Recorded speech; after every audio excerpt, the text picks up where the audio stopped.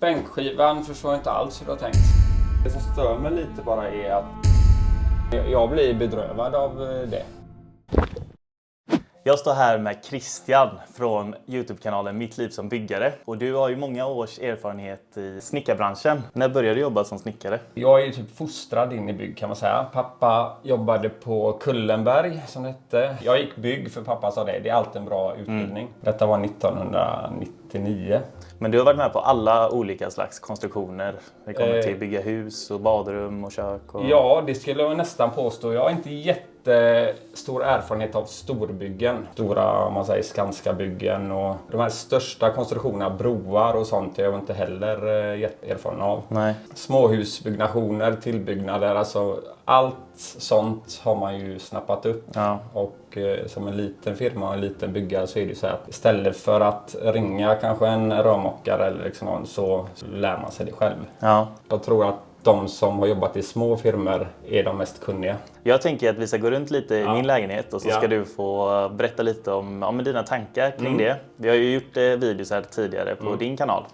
Ja, men lite av dina synpunkter och om det är någonting som du hade gjort annorlunda. Ja, och jag har ju förkikat lite och det är väldigt, väldigt fint. Så där kom post. Ja. Men jag ska försöka göra mitt bästa. Ja, vi börjar i badrummet. Ja.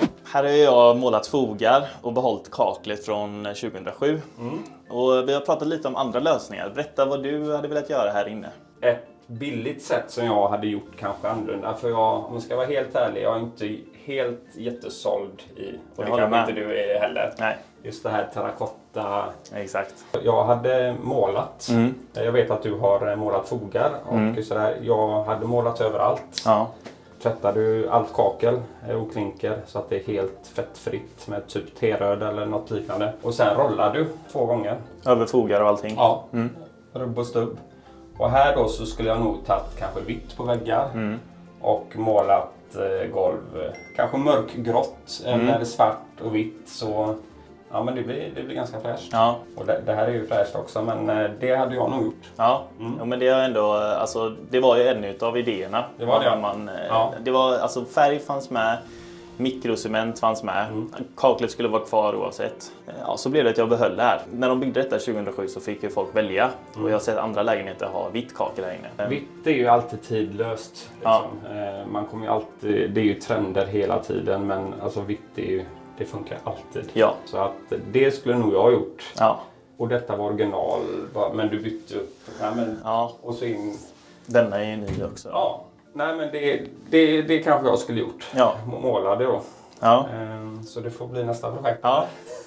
Men vi går vidare till hallen. Ja. Här i hallen så hade vi en fast garderobsinstallation från början som gick ut hit ungefär. Och den har jag rivit ut och gjort lite rymligare hall. Vad tänker du kring det? Det tänker jag bara bra. Alltså det är så skönt med en rymlig hall. Jag har en lägenhet eller ett hus uppe i Branäs. När vi ritade det så sa vi det att vi ska bygga en stor hall. Speciellt när man åker skidor och man samlas i hallen. Ja. Så jag är helt på din linje här. Ja, men bra. Och då var garderoben här. Så. Ja, den exakt. Ja. Gick ut hit då. Jag menar, detta är ju en etta liksom. Du behöver inte jättemycket förvaringar. Nej. Utan liksom så som du har gjort här är toppen. Så var det ju ett valv här då mot vardagsrummet. Valv är väl den här avlånga. Ja. Jag säger valv, men jag menar... Alltså det var ju som en dörrfoder. Det är ju den bågen som var väldigt populärt. Ja. Liksom, folk byggde det på kanske 70-80-talet. Exakt. Ja. Ja, det var ju inte det här, utan det satt som en dörrkarm typ. Och så. Ja.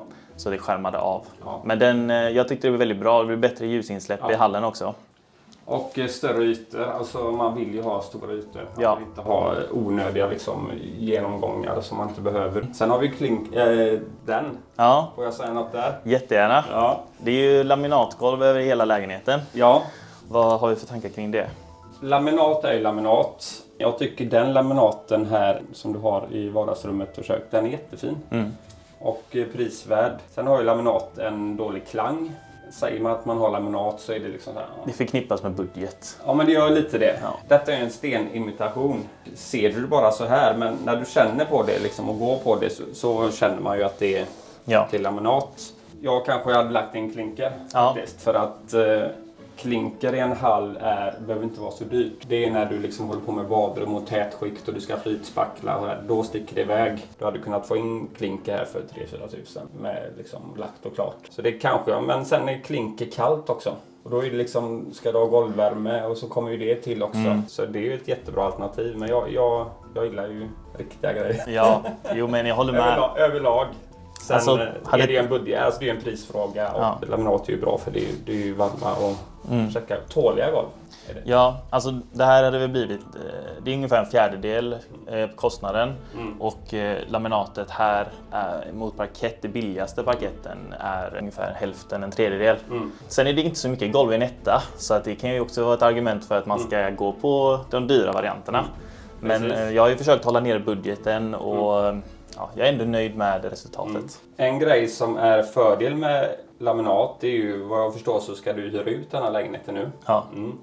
Och då är det ju faktiskt bra att det är laminat. Skulle någonting hända så är det ju, alltså då är det laminat. Ja, exakt. Hade du bott där själv så kanske du hade tänkt annorlunda. Men som uthyrningslägenhet så är det ju jättebra. Den listen. Ja. Vad är det för list? Här är vi en plastlist. Är det plast? Plast i nivå. Jag funderar på om jag ska sätta metall eller trä. Det var en nivå där. Det blev ett sista minuten köp för att få lägenheten komplett. Alltså, du har ju satt den jättefint. Det som stör mig lite bara är att den är lite väl gul. Jag kanske hade satt en aluminiumlist faktiskt. Ja. Men om vi pratar lite om köket då. Vad tycker du generellt om luckor och kakel och färg överlag? Ja. Bänkskivan förstår jag inte alls hur du har tänkt. Nej. Varför inte sten? Det är för skit liksom. Nej, jag skojar. Nej, men det funkar. Alla har väl satt in en sån här skiva någon gång. Ja. Det är väl också laminat eller vad är det? Faner? Faner, ja. För att hålla ner budget så funkar det. Ha sin funktion och det gör sitt jobb. Sen klart, kanske du också hade velat ha sten om du bygger ditt drömhus någon gång. Så. En kostnadsfråga och den här, den duger. Ja, och du har en enkel ho nu. Det vet jag att jag stöd mig på att man inte sätter in en dubbel. Alltså jag satt ju med den här frågan när man sitter med Ikeas köksplanering. Ja. Och då handlar det ju om hur mycket utrymme har man att jobba med. Och då kom vi fram till att köra en sån här, jag och hon planeraren. Nu har jag en full diskmaskin så man kan ju gömma mycket här i. Det är klart. Men absolut. Det är klart, då hade du hade inte fått någon arbetsyta här. Det är ju lite avställningsytan då man säger. Nej, men överlag, alltså köket är jättefint. Jag gillar det här att du tog bort väggen och fick in liksom den här sittdelen här. Jag gillar golvlistorna för det är riktiga lister va? Det är riktiga lister, ja. Allmoge. Jajamän. Laminatet är fint. Listerna är fina. Akustikväggen där inne alltså sovrummet tycker jag nästan är höjdpunkten i denna lägenheten. Ja. Ska vi kika där? Ja. Vad har du för tankar kring sovrummet? Som jag sa precis så tycker jag sovrummet det är skitsnyggt. Det är det fräckaste rummet i lägenheten. Också den lyxigaste känslan i hela lägenheten. Så att det här har du gjort helt på eget. Du har kollat lite Instagram och fått lite inspiration där. Skitbra. Jag kan inte säga annat. Grymt. Och det är just det att du har byggt ut den väggen där som är smart och så har du gömt garderoberna och det bakom. Det är skitsmart. Det är 8-9 av 10. Kul. Så byt yrke. Snickare. Ja. Skål. Skål! Alkoholfri bärs. Ja, eller hur?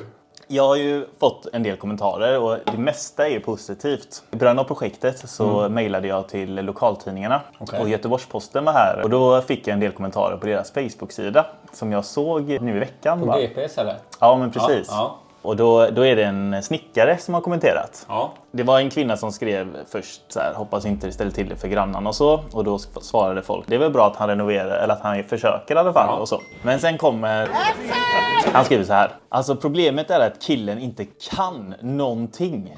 Vilket han inte är direkt oärlig med. Men det är helt klart ett problem när GP glorifierar total okunskap på detta sättet. Och sänder en signal om att alla kan. Du får inte göra vad du känner för i en bostadsrätt. Och du bör definitivt inte.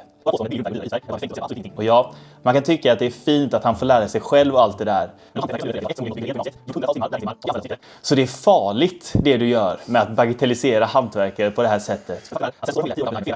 Det är helt sjukt att det blir ett reportage av det här. Det är väl det som är mest uppseendeväckande. Vad heter han? Jag tänker så här att det finns ju jättemånga sånt här på nätet. Alltså det är bara att gå in TikTok överallt. Ja. Folk sitter hemma och är... Ja, men alltså, först och främst så är det avundsjuka. Jag tänker spontant att den här killen mår inte kanske så bra. Alltså, han är ju snickare. Ja. Jag har varit inne och kikat. Ja. Och jag tänker att han kanske tycker att jag trampar på hans yrke. Ja, det kan det vara. Men liksom att formulera sig så och liksom, vad är det han vill sända ut för signaler? Ja, men alltså jag är helt... Jag är liksom mot hela den här kulturen. Alltså jag har ju stött på så mycket folk och snickare och byggare är ju väldigt liksom, de är ju konservativa liksom. Ja. Så som det ska vara så som vi alltid har gjort och hit och dit och liksom kanske inte är jätteöppna för nya grejer och det är därför jag startade YouTube. Det är ganska främmande för en snickare liksom. Men jag blir bedrövad av det. Du ska inte bry dig om det. Nej. Det är nästan bara att man skrattar åt det. Ja, jag tyckte det var roligt. För jag visste att det skulle vara folk som blev lite butthurt. Ja. Men det är ingen... Alltså det var det kul att jag fick... att det var en som hade skrivit det. Men han har ju helt fel. För du har ju gjort ett jättefint jobb. Det är ju bara så löjligt så att jag tappade. Men det är kul att du säger det. För ja, men jag har ju känt att du har ju haft den synen på... Ja, men att man ska våga och prova. Sen så är det klart, du ska inte ge dig på ett tätskikt utan erfarenhet. Nej. Eller börja kakla ett badrum och alla kakelplattor är high side. Men jag är också för den här idén om att man ska försöka liksom. Ja. Trial and error. Alltså det finns hur mycket bra hantverkare. Man ska visa all respekt för dem. För de är ju duktiga. Men liksom, det är som det ser ut 2024. Alltså alla vill ju prova. Mm. Men så där hör ni från snickaren själv. Alltså experten med 20 års erfarenhet i branschen. Om ni funderar på att renovera någonting hemma så ska ni göra det. Spackla kan du hålla på till evigheter tills du får det bra. Det är ingen fara med det. Men ge dig inte in på sådana saker som el och vatten om du inte har koll. Det vill jag ha sagt ändå. Verkligen. Så att man ska ha respekt för det, men hans kommentar tycker jag du skiter i. Ja. Och så tar vi en liten skål på det istället. Och tack så jättemycket för att du har kommit hit och gett dina tankar och synpunkter. Det var det lilla. Kul att du tycker att lägenheten är fin. Det uppskattar jag jättemycket. Jag är helt ärlig. Den är jättebra och du får lycka till. Och hoppas att du köper mer lägenheter. Och komma. Tack. Och hoppas att du köper mer lägenheter.